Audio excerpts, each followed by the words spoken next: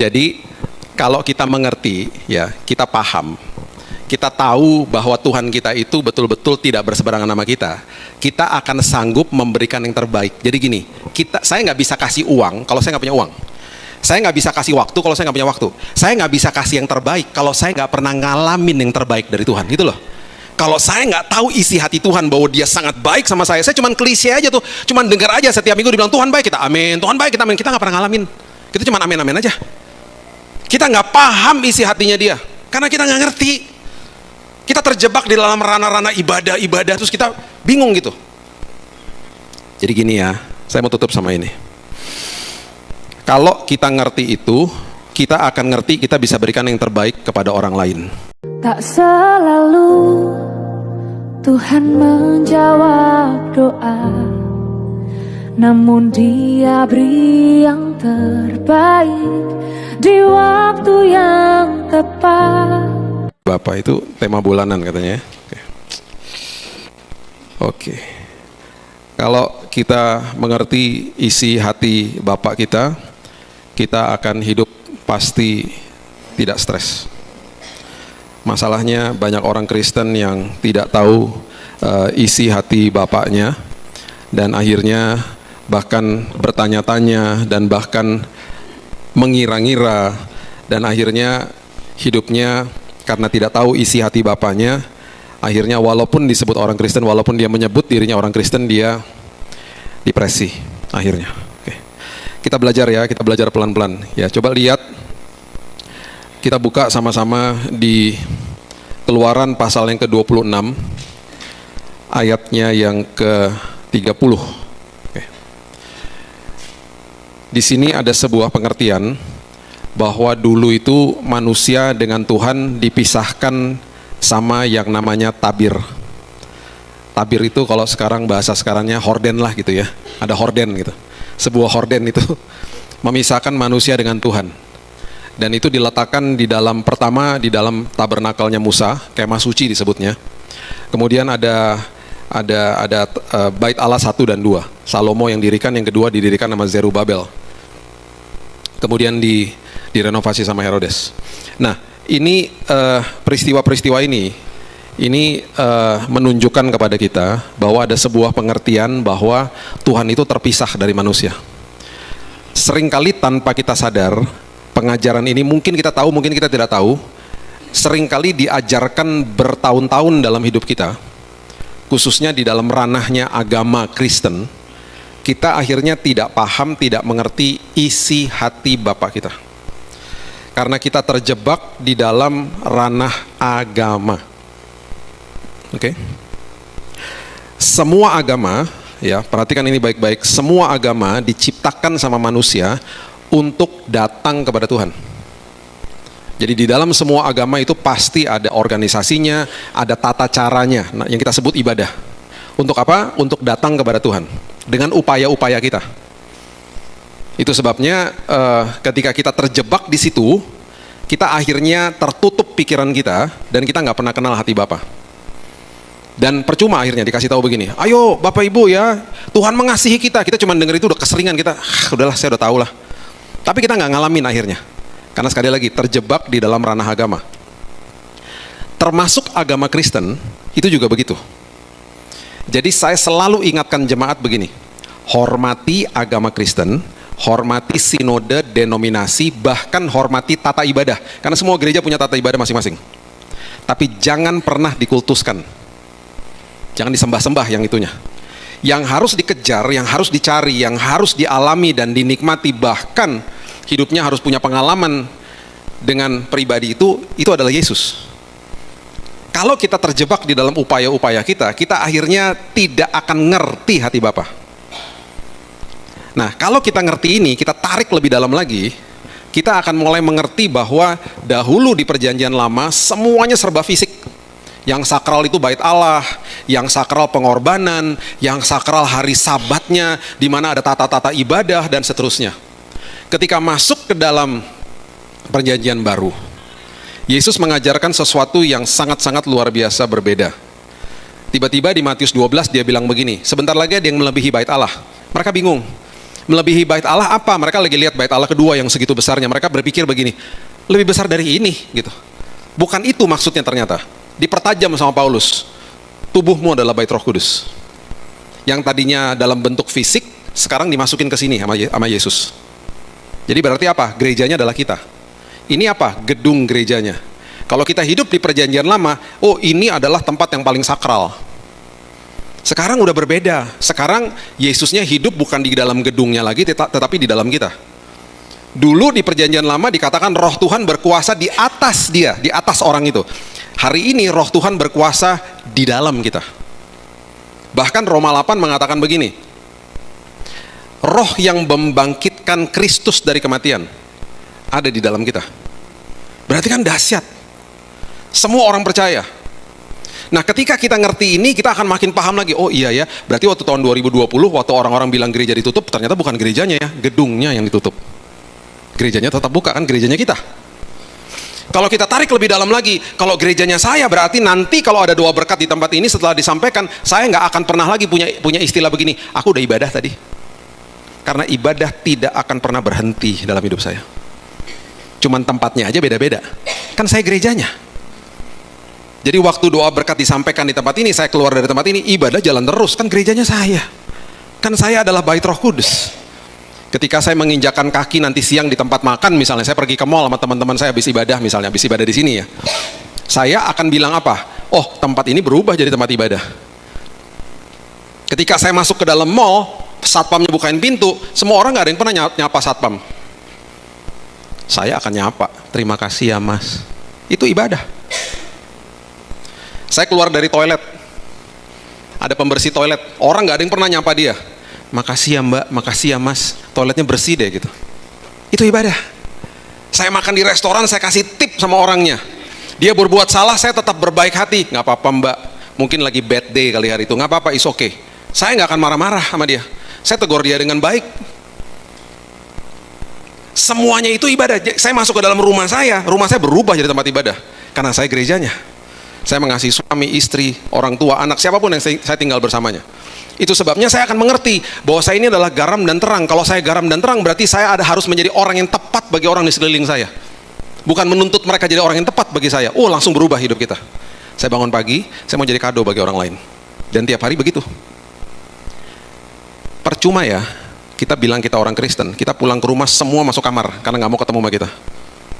Garam, salah satu fungsi daripada garam adalah orang yang memiliki prinsip garam itu adalah sesuatu yang buat orang nagih. Coba makan keripik asin, pasti nagih kan? Aduh nggak bisa stop nih. Asin tuh buat nagih. Jadi harusnya kalau kita pulang ke rumah semua keluar dari kamar, hai halo gitu, bukan masuk kamar semua. Ih pulang, dia pulang. Iya aku takut, dia pulang. Sampai saya pernah dengar satu hari ada seorang anak yang bilang, saya kalau ketemu mama saya pak, ngeri pak, kayak nenek sihir pak. Kenapa sih kalau ngomong kayak begitu? Marah-marah melulu pak. Saya percaya kalau kita ngerti prinsip ini, kita akan ngerti hati Bapa. Sekarang ya, pengorbanan kita buat Tuhan percuma tanpa disertai sama ketaatan. Dimasukin ke sini sama Yesus. Semuanya dimasukin ke sini. Sabat. Dia buat mujizat di hari Sabat, disengajain nama Yesus. Jadi prinsipnya Sabat apa? Pikiran dan hati masuk ke dalam perhentian Tuhan. Pikiran dan hati masuk ke dalam damainya Tuhan. Itu Sabat. Kita berpikirnya apa? Hari Sabat berarti hari Minggu. Bukan. Kita berpikir bahwa hari Sabat hari Minggu, hari ke gereja. Itu salah satunya.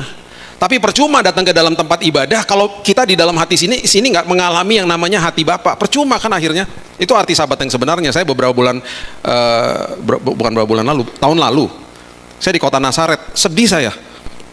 Tiba-tiba teman saya bilang gini, tuh lihat tuh orang Yahudi keluar dari rumahnya nyari-nyari temennya. Buat apaan? Untuk nyalain AC. Emang kenapa dia nggak mau nyalain sendiri? Kan hari Sabat. Jadi mencet remote aja nggak mau. Kan hari Sabat harus teman yang pencetin remote untuk nyalain AC-nya. Ih, nggak enak banget sih hidupnya. Iya, terjebak di dalam apa? Ranah agama.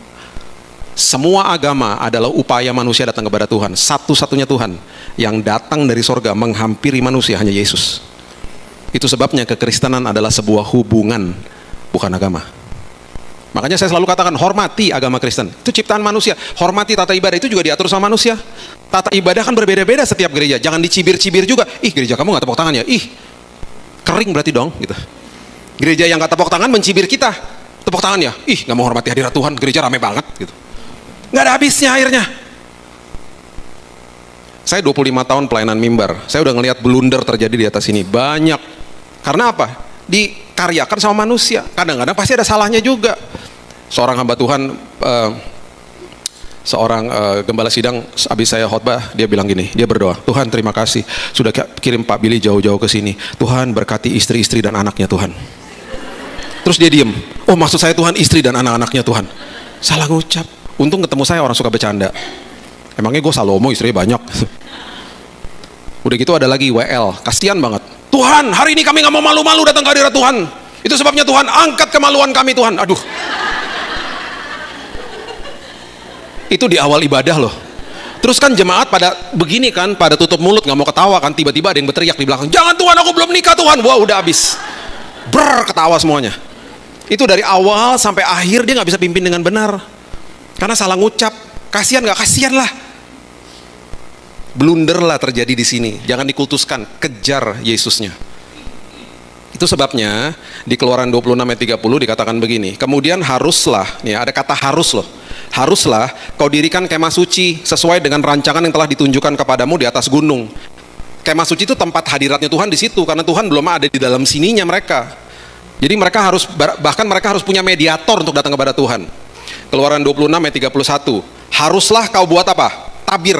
Ini kata tabir, kata pemisah pertama yang keluar di perjanjian lama di sini nih. Kalimat ini.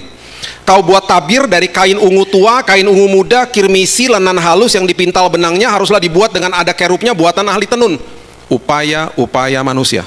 Ada kata harus berulang kali. Keluar ayat 32. Keluar lagi kata ini. Haruslah engkau menggantungkannya pada 4 tiang dari kayu penaga yang disalut dengan emas, dan dengan apa kaitannya dari emas berdasarkan 4 alas perak. Ribet nggak? Bingung kan bacanya, jelimet kan? Keluar lagi ayat 33, makin jelimet. Haruslah tabir itu kau gantungkan pada kaitan penyambung tenda, dan haruslah kau bawa tabut hukum ke sana, ke belakang tabir itu, sehingga tabir itu menjadi pemisah bagimu antara tempat kudus dan tempat maha kudus.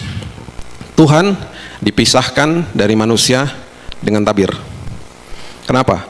Waktu kemah suci dibangun pertama kali, Tuhan mengatakan begini kepada Musa, bahwa setiap tahun manusia, karena sudah dipisahkan dari Tuhan karena dosa di awal, manusia harus diperdamaikan dengan Tuhan. Diperdamaikannya bagaimana caranya? Makanya namanya hari pendamaian. Hari pendamaian itu ngapain sih?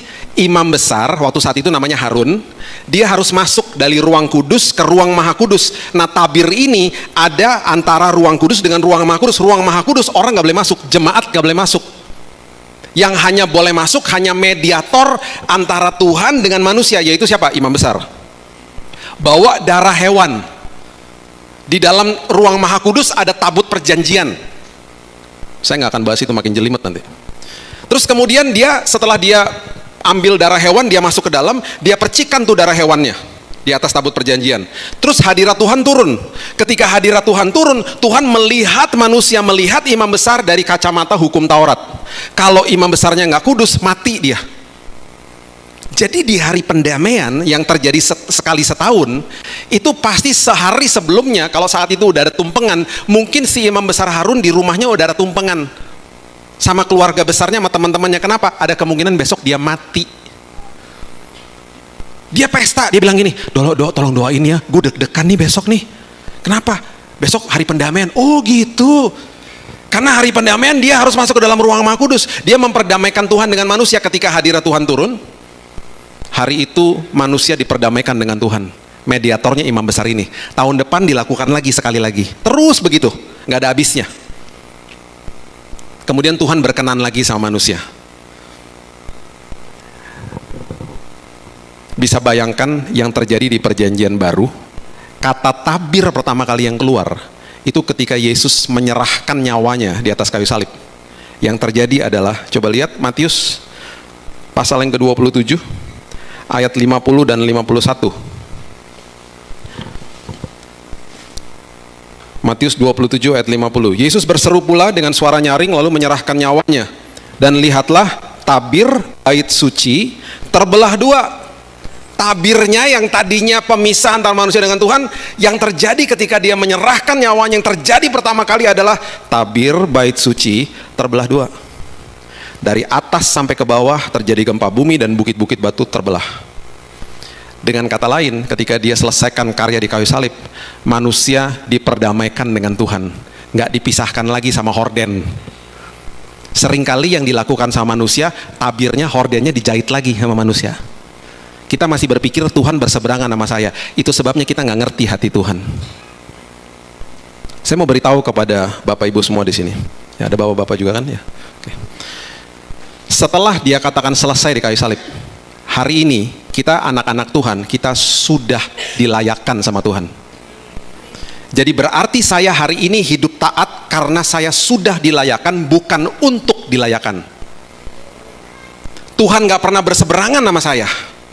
Tuhan selalu menyatu karena kita sudah diperdamaikan dengan Dia. Coba lihat Ibrani pasalnya yang ke-6, lihat ayat yang ke-19. Ibrani pasal yang ke-6 ayat 19. Ini luar biasa ayat ini. Perhatikan ini. Kita selama hidup pasti punya pengharapan toh. Pengharapan kita kepada siapa sih? Kepada siapa kita berharap sih? Setiap hari kan pasti kita punya harapan sampai kita menutupkan mata di dunia ini. Perhatikan ini, pengharapan itu, pengharapan kita, tiap hari kita punya pengharapan akan banyak hal, adalah sauh yang kuat, adalah jangkar yang kuat, dan aman bagi jiwa kita, meneduhkan jiwa kita. Kenapa? Karena pengharapan kita itu dilabuhkan, dilempar jangkar itu sampai ke belakang tabir, karena tabirnya udah kebelah, udah gak ada lagi pemisah. Berarti harapan saya itu kepada Tuhan, dan Tuhan yang mengasihi saya. Dan perhatikan di kalimat ini ada kata telah, nggak pernah ditulis kata harus. Dulu harus kamu begini ya, kamu harus begini, itu agamawi. Hari ini kita telah menerima Yesus sebagai juru selamat. Yesus katakan, itu semuanya harapanmu telah aku ambil dan aku tancepin nih di sorga, melewati tabir yang tadinya memisahkan engkau dengan Tuhan. Dan perhatikan ayat yang ke-20 dikatakan, di mana Yesus telah masuk. Yesus yang masuk. Yesus yang masuk melewati tabir yang terbelah dua itu, dia masuk ke hadirat Bapa di sorga. Dia bawa tuh harapan kita, dan dikatakan di situ dikatakan dia masuk sebagai perintis bagi kita. Ketika ia menurut peraturan Melkisedek menjadi imam besar sampai selama-lamanya. Hari ini kita punya imam besar agung, namanya Yesus. Dia melakukan pengorbanan di kayu salib sekali dan untuk selamanya, untuk kita. Dan kata perintis di situ adalah kata yang artinya prodromos. Prodromos itu artinya adalah orang yang masuk lari ke dalam kota dan dia teriak begini, woi, sebentar lagi ada orang penting, ada raja, ada orang VIP mau lewat. Apa yang terjadi? Rakyat turun ke pinggir jalan, karena sebentar lagi ada orang penting mau lewat. Terus rajanya lewat, terus semua masyarakat mengelulukan dia, woi gitu. Gara-gara ada perintis yang masuk ke dalam kota dan berteriak. Alkitab dengan jelas mengatakan Yesus adalah perintis kita, prodromos. Itu maksudnya apa sih? Dia yang bawa harapan kita. Dia masuk ke dalam tahta Bapa di sorga, karena karyanya udah selesai di kayu salib. Tabirnya terbelah dua. Dia masuk sebagai perintis, seolah-olah dia berteriak di sorga, sebentar lagi ada orang penting mau masuk ke dalam hadirat Bapa di sorga. Siapa orang penting itu? Kita semuanya. Kebalik. Dalam kerajaan di dunia, rakyat dan prajurit mati membela rajanya. Makanya kalau main catur, rajanya terakhir tuh. Rajanya paling dijaga. Di dalam kerajaan sorga, rajanya mati bagi kita. Rajanya yang memberikan hidupnya bagi kita. Di dalam kerajaan sorga bahkan Yesus dikatakan dia adalah perintisnya. Dia yang masuk ke dalam pelataran sorga. Dia yang teriak, sebentar lagi ada orang penting mau datang. Sorga menyambut kita. Itu sebabnya di Ibrani 4 dikatakan, dengan keberanian engkau masuk ke dalam tahta kasih karunia Tuhan. Itu hati Bapa. Kalau kita nggak pernah paham bahwa dia mengasihi kita, dia nggak pernah meninggalkan kita, dia nggak pernah sedetik pun menuduh kita nggak akan pernah ngerti hati dia. Itu sebabnya banyak orang bilang gini kan sama saya, Pak, saya udah doa sekian lama, saya udah puasa sekian hari, kok Tuhan nggak jawab? Ikut Tuhan pakai formula akhirnya. Ikut Tuhan dengan ranah agama, dengan upaya-upayanya dia. harus begini, harus begini, harus begini. Seperti zaman dulu. Akhirnya nggak pernah ngalamin Tuhan. Beda sama seorang teman saya yang udah kanker stadium 4, ngomong begini sama saya, Bill, Tuhan baik banget Bill, setiap hari aku ngalamin Tuhan Bill, luar biasa dia Bill. Ngomongnya gitu, nggak pakai formula datang ke Tuhan. Bill, kan kamu udah pernah bilang ya Bill, bahwa kita berdoa dari posisi yang udah menang. Aku berarti udah menang ya Bill. Aku berarti hari ini aku nggak pernah lagi mau minta-minta kesembuhan, karena aku sudah terima kesembuhan. Di dalam doaku Bill, aku selalu bilang, Tuhan terima kasih aku sudah terima kesembuhan, walaupun aku belum lihat. Karena kan udah selesai ya Bill di kayu salib. Ih, aku makin ngerti, hatiku makin teduh loh Bill. Aku seneng banget ngalamin Tuhan tiap hari. Dan selagi ada hari esok, pasti ada pengharapan bersama Yesus. Amin. 2 bulan lalu saya ke apartemennya dia. Dia sudah sembuh total. Nggak kelihatan seperti orang cancer. Ngalami Yesus. Ironisnya tuh gini loh.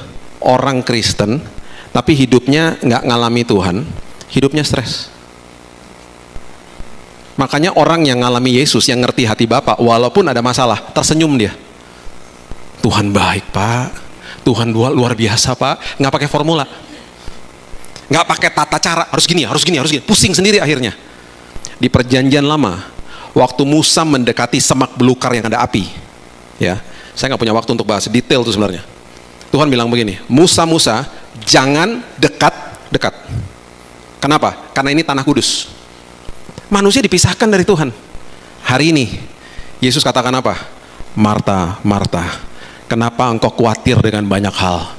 Kenapa engkau nggak seperti saudarimu Maria, duduk di kakiku dan dengar suaraku? Hari ini dia panggil nama kita semuanya, dan dia katakan, kenapa kau nggak mendekat kepada aku? Kenapa kamu jauh-jauh sini dong? Gak pernah sedetik pun aku tinggalkanmu. Tapi aku nggak layak Tuhan, aku banyak salahnya Tuhan. Aku tahu kamu banyak salahnya, tapi kamu anakku. Waktu kamu terima aku sebagai juru selamat, kamu dimeteraikan jadi anak, ahli waris, sama orang yang punya hak penuh atas semua janjiku. Aku gak pernah sedetik pun ninggalinmu. Itu sebabnya kalau kita mengerti ini dengan benar, kita gak akan mengkultuskan hamba Tuhan. Karena kita berpikir gini, orang yang berdiri di sini, di mimbar sini nih, berarti orang-orang itu orang-orang yang lebih dekat ke Tuhan daripada saya. Karena yang kita lihat ya, yang di mimbar nih, di mimbar daerah sini nih, oh itu berarti ya kalau berdiri di atas mimbar, itu berarti orang itu makin dekat ke Tuhan. Enak aja. Ada kemungkinan besar yang lebih dekat sama Tuhan yang lagi duduk di situ. Yang berdiri di sini dosanya belum ketahuan aja.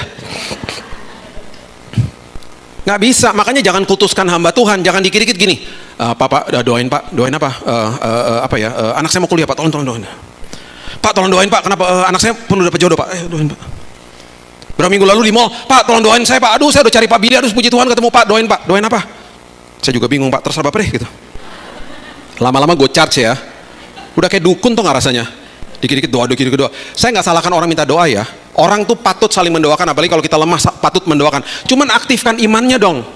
Itu sama aja seperti adik saya Jesse datang ke saya ngomong gini, Bill, bilangin sama papa mama dong, gue pengen banget makan roti, tolong beliin dong, tolong bilangin sama mereka. Saya kan ngomong apa ke dia?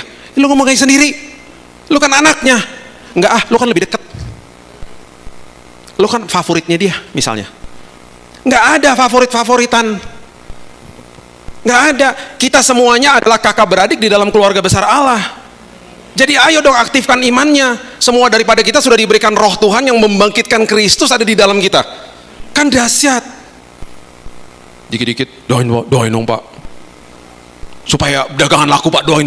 Kayak dukun tuh nggak rasanya? Ampun deh. Sekali lagi ya, saling mendoakan nggak apa-apa. Apalagi kalau saya waktu lagi sakit juga butuh didoakan kok, nggak apa-apa. Tapi ayo aktifkan imannya. Kalau nggak pernah ngalamin Tuhan. Kenapa sih orang suka begitu? Karena dia ngerasa nggak layak, tau nggak? Bapak kan didengar Tuhan, saya mah nggak bisa Pak, banyak salahnya Pak, nggak didengar Tuhan, ntar doa saya. Tiap hari ya iblis menuduh, membohongi, mematahkan semangat, mencobai kita. Tiap hari iblis nggak ada tanggal merah, iblis nggak lebaran, iblis nggak Natalan, nggak ada tanggal merah.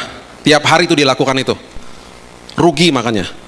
Ya, makanya kalau kita ngerti ini, kita akhirnya bangun pagi, kita bisa jadi orang yang tepat. Sekarang saya mau kasih pengertian ini sebagai penutup ya. Sering kali dari atas mimbar didengungkan begini, ayo Bapak Ibu berikan yang terbaik kepada Tuhan. Kita gini, amin. Terus kita bingung, berikan terbaik itu apa ya? Datang ibadah, ikut pujian penyembahan, dengerin khotbah, kasih persembahan, pulang dengar doa berkat. Oh berarti saya udah berikan yang terbaik. Karena tadi saya manis, saya nggak main HP di gereja. Walaupun tadi susah juga sih ya waktu disuruh buka Alkitab. Karena kan sekarang Alkitab di HP ya. Alkitab kita di HP itu banyak saingannya loh. Kalau dulu kalau buku dibuka nggak ada saingannya. Kalau sekarang buka, ayo buka Alkitab, pas buka gini notifikasi, ting, siapa nih WhatsApp ya? Ting, ting, ting, ting, ya. Tadi ayatnya di mana ya gitu. Karena kita lupa, kita baca WhatsApp justru. Ini di sini agak teduh ya. Biasanya nih kalau kaum ibu ya, biasanya saya udah kasih tahu di awal. Karena saya udah pengalaman dengan banyak ibu-ibu. Di sini rupanya agak beda ya. Biasanya saya selalu bilang gini di awal. Tadi saya lupa aja. Ibu-ibu, tolong di silent HP-nya gitu. Biasanya saya ngomong gitu. Tadi saya lupa aja. Tapi kayaknya semua udah silent ya. Karena gini. Ibu-ibu itu kadang-kadang suka nggak ngerti cara silent HP. Betul ya? Betul ya? Saya pernah loh ya, ibu-ibu nih, kaum ibu ya, duduknya semua duduk di depan loh. Yang kejadian-kejadian ini semua duduk di depan. Duduknya di situ, saya nggak pernah lupa tuh. Tiba-tiba HP-nya nyala. Ibu-ibu ya kan kadang-kadang nggak tahu juga tuh cara pelanin ringtone ya nggak? Itu di dalam tas bunyinya keras banget loh. Jadi pas dikeluarin dari dalam tas, wah makin keras, wah makin keras. Dia bingung dong. Ini semuanya terjadi tengah-tengah khotbah ya. Dia bingung matiin gimana? Mental lo handphonenya ke belakang. Kena kepala temannya di belakang sampai wah marah-marahan dong nggak? Ada satu kali lagi duduk di depan sih. Kalau yang ini sebelah sini nih, dia mau matiin HP bingung. Ada 5 temannya dia, ibu-ibu datang ke dia semuanya mau mencet, nggak tahu lo mencet di mana. Kan banyak ibu-ibu kan gaptek juga ya, kasihan juga kan yang udah tua-tua gitu ya. Bingung mana bingung. Sampai orang multimedia lari dari belakang. Woi, lari. Gini loh tante, tek langsung mati. Kalau ini paling parah. Ini semua tengah-tengah khotbah. Duduknya di situ juga. Tiba-tiba dia teleponnya bunyi, diangkat sama dia. Orang Manado pula sama kayak saya kan. Iyo. Ini lagi dengar khotbah, karena jangan telepon dulu. Ini Pak Billy lagi khotbah ini. Sudahlah, nanti telepon lagi. Sudah, ini nanti Jo, nanti. Ditaruh teleponnya. Iya, terusin Pak Pendeta, terusin. Karena waktu diangkat telepon kan saya diem. Kan dia ngomongnya keras banget. Sampai saya sempat bilang, tante kalau dia nanyain saya bilang saya lagi sibuk ya tante, lagi khotbah. Terus dia tahu loh saya berhenti kan. Terusin Pak Pendeta, ayo terusin. Ini ganggu aja. HP-nya nggak dimatiin. Itu udah biasa lah ya. Jadi kalau kita mengerti ya, kita paham, kita tahu bahwa Tuhan kita itu betul-betul tidak berseberangan sama kita, kita akan sanggup memberikan yang terbaik. Jadi gini, saya nggak bisa kasih uang kalau saya nggak punya uang. Saya nggak bisa kasih waktu kalau saya nggak punya waktu. Saya nggak bisa kasih yang terbaik kalau saya nggak pernah ngalamin yang terbaik dari Tuhan, gitu loh. Kalau saya nggak tahu isi hati Tuhan bahwa Dia sangat baik sama saya cuma klise aja tuh, cuma dengar aja setiap minggu dibilang Tuhan baik, kita amin, Tuhan baik, kita amin, kita nggak pernah ngalamin, kita cuma amin aja. Kita nggak paham isi hatinya Dia, karena kita nggak ngerti. Kita terjebak di dalam ranah-ranah ibadah, terus kita bingung gitu. Jadi gini ya, saya mau tutup sama ini. Kalau kita ngerti itu, kita akan ngerti kita bisa berikan yang terbaik kepada orang lain. Beberapa bulan lalu, ya, saya selalu bilang gini sama anak saya Keaton ya. Saya bilang gini, Dek, dia anak kedua saya. Dia masih duduk di bangku SMA. Dek, kamu kalau diantar ke sekolah, kalau buka pintu mobil hati-hati ya Dek, karena di Jakarta ini, di Jabodetabek ada 18 juta motor. Saya kalau ngobrol sama teman-teman saya di Polda ya, mereka bilang, Pak, tiap hari tuh 5-10 orang meninggal loh di jalanan. Karena motor di Jakarta ini selalu belok dulu baru lihat. Kalau di kota lain kan beda ya, lihat dulu, Jakarta nggak, belok baru lihat, ya udah telat lah. Bahkan berkali-kali belok dan nggak pernah lihat, main belok aja, hampir ketabrak berkali-kali. Saya dalam hati gini, ini orang kenapa sih pada mau bunuh diri apa ya? Bingung saya ngeliatinnya. Jadi saya selalu bilang sama anak saya, hati-hati ya Dek, kalau buka pintu hati-hati. Satu hari, berapa bulan lalu, teman baik saya nginep di rumah. Dia bilang gini, Bill, lu kan ada pelayanan pagi kayak gini nih. Bill, lu kan ada pelayanan ya, gua anterin dek si Keaton ke sekolah ya, gitu. Oh ya, thank you ya, gitu. Udah, siang hari saya pulang, teman saya bilang gini, mobil lu penyok tuh, kenapa? Ketabrak motor. Lah, kenapa? Tadi pagi dia buka pintu, dia nggak lihat-lihat, ketabrak sama motor. Malam hari waktu saya ketemu dia, saya punya 2 pilihan. Saya didik kedua anak saya dalam kasih karunia Tuhan, karena dari mereka kecil saya bilang gini, Tuhan, apa yang Engkau punya dari hatimu untuk saya mau sampaikan kepada anak saya. supaya mereka lihat Yesus dari hidup saya. Saya menuai hasilnya sekarang. Anak saya Raina sekarang sudah 23 tahun, dia tinggal di Los Angeles. Dia udah lulus, dia kerja, dan tiap bulan sekarang dia pelayanan di beberapa gereja, dia khotbah buat anak-anak youth di sana. Dia sangat cinta sama Tuhan. Kemarin dia telepon saya sampai nangis, dia bilang gini, Dad, Dedi tahu nggak kemarin aku masuk ke dalam chapel kecil di bekas kampusnya aku. Kenapa? Karena aku pengen menyendiri sama Tuhan dan aku ngerasa dipeluk sama Tuhan. Aku seneng banget, aku refresh kemarin. Karena aku kerjanya cukup berat. Karena dia menjadi salah satu manajer di perusahaan yang membutuhkan target dan lain sebagainya. Aku seneng banget, Dad, kayak gitu. Kalau ngomong sama saya itu begitu. Karena dari kecil mereka berdua dididik di dalam kasih karunia Tuhan. Saya nggak pernah gini-giniin mereka kalau mereka buat salah. Yang saya lakukan, saya berlutut di depannya mereka dan saya bilang gini, apa yang aku bisa lakukan supaya kamu nggak melakukan itu lagi. Jadi mereka selalu berpikir bahwa bapaknya nggak pernah berseberangan sama mereka. Saya nggak pernah gini-gini didik mereka begini. Anak siapa? Anaknya bingung, ya anak kamu kok nanya. Saya nggak pernah gitu-gituin mereka. Jadi mereka tahu bahwa mereka merasakan kasih Yesus lewat saya gitu loh. Jadi kemarin juga begitu. Saya punya dua pilihan, kita punya pilihan kok. Saya bisa marah-marah sama anak saya. Udah dikasih tahu, penyok tuh mobilnya. Bisa gitu kan? Pintu dibuka, seperti biasa. Di rumah kami selalu kami peluk-pelukan. Hal pertama yang saya lakukan adalah saya peluk dia karena saya belum ketemu dia. Hey Keaton, how are you? I miss you. I haven't seen you. Aku belum ketemu loh kamu sepanjang hari ini. Karena kamu sibuk juga dari tadi ya gitu. Aku peluk dia. Terus saya bilang gini, Keaton, Dedi dengar tadi pagi ditabrak motor ya. Kamu oke nggak, Dek? Terus dia mulai setengah nangis. Iya, Dad, mobilnya penyok, Dad. Aku nggak peduli sama mobilnya. Aku nanya, kamu oke nggak? Kamu ikutan ketabrak nggak? Enggak, aku nggak apa-apa. Tapi mobilnya penyok. It's okay. Dedi nggak peduli sama mobilnya. Kamu lebih penting dari semuanya. Saya peluk dia. Waktu saya peluk, dia hampir mau nangis. Dia bilang, sorry ya, Dad, sorry ya. Saya bilang gini, Dek, lain kali kamu hati-hati ya, Dek. Dah, selesai. Sekarang saya mau tanya ini sama Bapak Ibu. Berikutnya dia akan buka pintu mobil. Dia akan hati-hati karena dia akan ingat sama bapaknya. Bukan ingat karena dia ketakutan, tapi karena dia ingat karena dia hormat sama bapaknya. Jadi kalau ada orang datang kepada saya ngomong gini, oh Pak, kalau gitu kasih karunia kita gampang dong, kita sengaja aja buat dosa, kan Tuhan udah ampuni. Berarti kamu belum mengalami kebaikan Tuhan. Kalau kamu ngalamin kebaikan Tuhan, hidupmu makin hati-hati di hadapan Tuhan. Kamu akan bisa berikan yang terbaik kepada Tuhan kalau kamu terima yang terbaik dari Tuhan. Itu hati Bapa. Jadi kalau kita lagi berbuat salah, dia nggak pernah berseberangan sama kita. Dia akan tungguin kita. Dan makin kita ngalamin hati dia, makin kita tahu hatinya dia, kita makin nggak mau buat dosa. That's grace. Kasih karunia itu membebaskan, bukan tiket buat dosa. Makanya kita ngalamin hatinya dia, yang nggak pernah berseberangan sama kita. Yang bahkan membawa pengharapan kita, dilabuhkan sampai ke belakang tabir. Karena dia katakan, sekarang kau bisa menghampiri tahta Tuhan di mana saja, kapan saja, dalam kondisi apa saja. Dulu imam besar sebelum masuk ruang Maha Kudus harus bersih-bersih. Bahkan bisa ada 18 sampai 20 pengorbanan yang harus dia lakukan. Hari ini dalam kondisi kotor kita bisa menghampiri tahta Tuhan. Yang ada apa? Dibersihkan kita.